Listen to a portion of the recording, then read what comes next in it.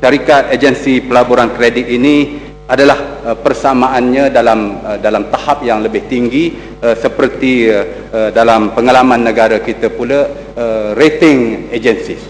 Dalam negara kita ada dua rating agencies setakat mana yang saya tahu, iaitu RAM dan MARC, Malaysian Rating Corporation Berhad, dan Ratings Agency Malaysia Berhad.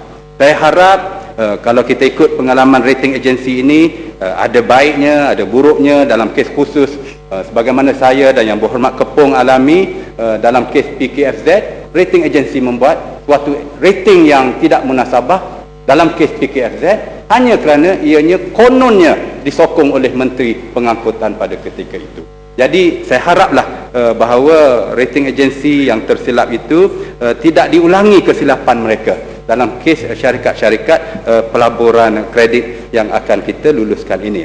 Berekoran daripada itu, kalau rating agencies dia ada kaedah-kaedah memberi rating.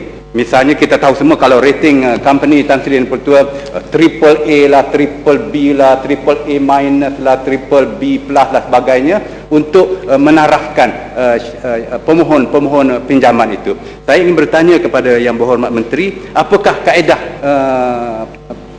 penilaian yang akan ditentukan oleh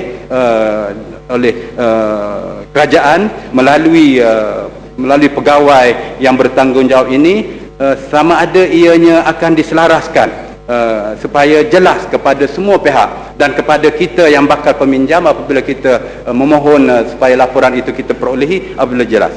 Saya kaji dalam kajian ringkas saya bahawa sekarang ini walaupun kita senantiasa menyebut sitos, tetapi dalam rekod yang saya kaji ada 19 syarikat agensi pelaburan kredit dalam negara kita pada hari ini, seperti DL Resources Sdn Bhd, JL First Group Malaysia Sdn Bhd Butterworth, Atikah Trading Agency, JRD Credit Sdn Bhd, FK Capital Sdn Bhd, Butterworth Credit Malaysia Sdn Bhd, K Pertanian Malaysia di Melaka, Sitos Sdn Bhd Wilayah Persekutuan, AG Claim Consultant Sdn Bhd, Konji Trading dan seterusnya. Saya jumlahkan 19 syarikat agensi. Bagaimana mereka akan membuat rating kita kalau misalnya saya nak pinjam duit daripada satu-satu bank. Kalau pengalaman di Amerika Syarikat mengikut apa yang saya selidiki, mereka ada kredit skor yang berjumlah ratusan, 720, 700, 819 dan sebagainya, dan mereka ada kaedah-kaedah pengiraan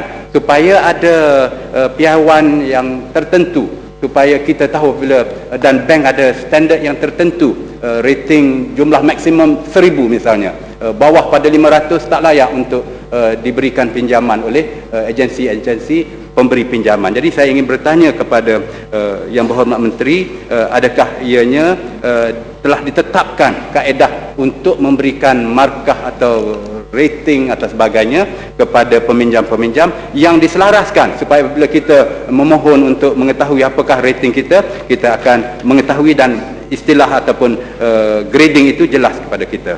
Seterusnya, Tan Sri Yang Pertua, saya ingin menyambut baik dalam akhir Tan Sri Yang Pertua, menyambut baik dalam muka surat 7 dalam undang-undang ini, di mana istilah kredit misalnya mengatakan apa-apa kemudahan pembiayaan Islam dalam apa jua bentuk atau dan seterusnya, akhirnya dibuat mengikut undang-undang Islam, apa-apa sewa beli Islam, pajak dan sebagainya.